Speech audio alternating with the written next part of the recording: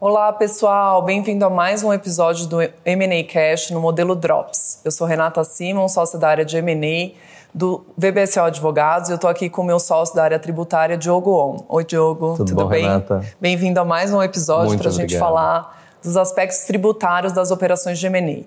E nesse episódio a gente vai falar das diferenças de tributação entre um vendedor pessoa física e um vendedor pessoa jurídica. Explica pra gente, Diogo, quais são as principais diferenças na tributação sobre o ganho de capital se o vendedor é uma pessoa física ou uma pessoa jurídica numa operação de M&A? Perfeito, Renata. Em primeiro lugar, vamos falar só de operações com residentes no Brasil. Okay. Os nossos residentes vão ter algumas particularidades adicionais, mas pensando que tanto a pessoa física quanto a pessoa jurídica são residentes, no caso da pessoa física, como a gente discutiu no outro episódio, nós temos regras específicas de tributação do ganho de capital, baseado basicamente em uma alíquota progressiva que varia de 15% a 22,5%. Por outro lado, no caso da pessoa jurídica, a primeira pergunta que nós temos que fazer é qual o regime de tributação dessa pessoa jurídica. Ela está no lucro real? Ela está no lucro presumido? Ainda que possa parecer a mesma coisa, quando você aprofunda a análise da legislação, existem diferenças significativas. Eu vou dar um exemplo sucinto em relação ao regime do lucro real, que é aquele mais comumente observado numa pessoa jurídica que exerce a atividade de holding. Você vai ter a apuração do ganho de capital, que da mesma forma que a pessoa física toma como referência custo de aquisição, que na legislação do imposto de renda da pessoa jurídica, ele está baseado no seu valor contábil do investimento, e a gente vai entrar em alguns detalhes disso mais adiante, né? E, por outro lado, o valor da alienação. Você apurando esse ganho, você submete ele à tributação, tanto do imposto de renda da pessoa jurídica, que tem simplificadamente uma alíquota de 25%, e contribuição social sobre o lucro, que como regra é de 9%. Então é comum que a gente diga, né? No caso de venda por pessoa jurídica, a gente tributa o ganho a 34%. E essa é a grande diferença que a gente vê de fato hoje no Brasil. Vale mais a pena, do ponto de vista fiscal, uma venda na pessoa física do que na pessoa jurídica, né? Mas aí a gente tem que tomar certos cuidados também, né? Por exemplo, na pessoa jurídica, eu já enfrentei algumas discussões de alguns modelos aí de estruturas que vieram sugerir, né? Outros assessores vieram sugerir de uma empresa no lucro presumido, por exemplo. Uma holding de participação no lucro presumido, eles jogarem para estoque essa participação e vender como se fosse a atividade principal da empresa. Isso pode, isso não pode? Quais os riscos perante o fisco, né? Perfeito. Eu acho que, em primeiro lugar, né, o ponto de grande diferença do lucro presumido nesse sentido é que se for uma receita da atividade da pessoa jurídica, você não realiza a apuração exatamente do ganho efetivo, calculado pela diferença entre valor de alienação e custo de aquisição. Você aplica um percentual de presunção de lucro em relação àquela receita, que no caso de uma atividade como venda de participação que não tem previsão específica, seria de 8%. Então você pode já imaginar que você pode ter uma situação muito mais vantajosa. Sim. A dificuldade é que se aquela pessoa jurídica mantinha aquele investimento no seu ativo não circulante e não como uma participação destinada para compra e revenda, Sim. as autoridades fiscais podem, assim como em casos envolvendo imóveis, sustentar que esse tratamento específico não seria aplicável. Sim.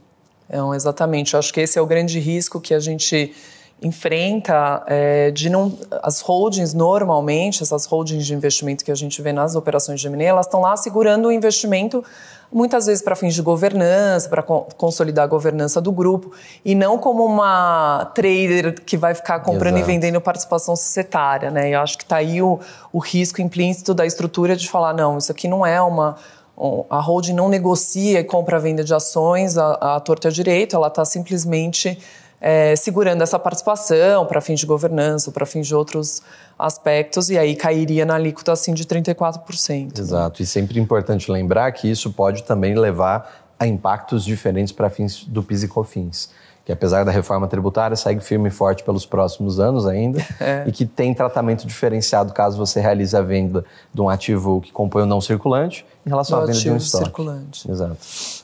E uma outra dúvida, acho que é importante, que a gente enfrenta aqui no nosso dia a dia com os clientes e se a gente fizer reorganizações societárias pré-venda para tornar a pessoa física como o vendedor principal, dado que existe essa diferença de alíquotas e valores do ponto de vista fiscal, né? Perfeito. Às vezes o grupo que está sendo vendido tem uma estrutura societária específica, e aí a gente se depara com essa discussão de reorganizações societárias pré-venda. Como é que você vê isso? Perfeito.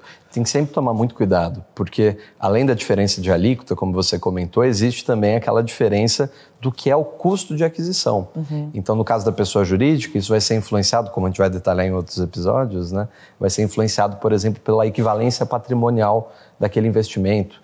No caso da pessoa física, é o valor efetivamente desembolsado. Sim. Então, às vezes, você fazendo uma movimentação em vista de simplesmente trocar a alíquota pode gerar algum tipo de impacto em relação também a esse componente de custo. E tudo isso tem que ser muito bem avaliado anteriormente, porque as autoridades fiscais podem olhar para uma operação em que houve uma diminuição da carga tributária e sustentar que aquilo foi feito exclusivamente para diminuir o tributo devido. Isso levar a algum tipo de acusação fiscal. Tem sido, infelizmente, muito comum já há algum tempo que a Receita Federal faça questionamentos como esse, questionando não a estrutura pela sua validade jurídica, mas por conta dessa diminuição da carga tributária, sem qualquer outro tipo de respaldo. Então, os cuidados que nós sempre trazemos é que toda operação seja devidamente documentada, que ela reflita efetivamente aquilo que está ocorrendo e que as partes tenham cuidado de efetivamente praticar os atos que estão sendo constando naquela documentação. Isso, a nosso ver, fortalece qualquer tipo de argumentação contra uma acusação fiscal como essa. E aí, nessa linha, também acho que uma das principais preocupações fiscais que podem surgir é o planejamento envolvendo holding, né? Perfeito. As holdings, elas vieram muito forte, talvez uma década atrás, 2 décadas atrás, todo mundo punha participação societária em holdings. Na época que eu me lembro, né, não tanto do aspecto fiscal, mas aí olhando mais para o aspecto societário de governança, era uma forma de proteger patrimônio pessoal. A gente vivia uma época de julgamentos de desconsideração de personalidade jurídica, então aspectos fiscais, trabalhistas, contingências atingiam muito o patrimônio dos sócios. Então as holdings eram, como a gente falava, não blindava, mas de certa forma protegia, criava uma trincheira ali para as famílias, criavam uma concentração de governança, então era mais fácil desenhar um acordo de sócios quando você tinha um grupo muito grande com várias empresas, você ter uma holding concentrando isso numa governança única.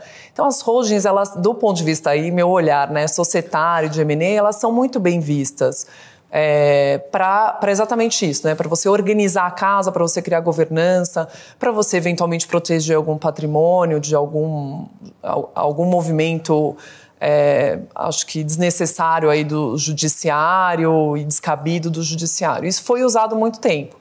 E aí, quando vem essa eficiência fiscal de vender na pessoa física, no momento da venda, elas meio que perdem o seu objetivo de existir, dado que o grupo que está adquirindo, às vezes, nem quer manter uma holding, tal, tem a holding deles, tal. Como que você vê essa história da holding, né? Mantém a holding, desfaz a holding, se alguém está pensando lá na frente em vender a participação... Qual que é a tua opinião sobre a famosa holding? Perfeito.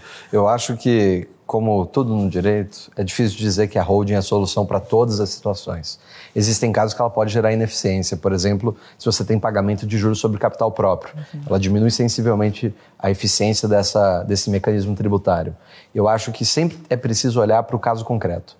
Se nós olharmos a possibilidade de uma redução de capital ou então de uma incorporação reversa, você pode avaliar se aquela holding pode eventualmente, mesmo sendo utilizada até um momento pré-deal, com toda essa finalidade de gestão que você comentou, ela pode ser eventualmente suprimida no momento prévio. Incorporada ou reduz o capital e distribui a participação. Exato, mas sempre com aquele cuidado de que essas operações tenham substância, que elas sejam feitas sempre previamente ao acontecimento dos fatos, bem documentadas e refletindo a realidade. Sim. Porque as autoridades fiscais, naturalmente, diante de uma situação em que vendendo pela holding eu tenho um determinado tratamento tributário e vendendo pelas pessoas físicas eu tenho outro, pode haver um questionamento.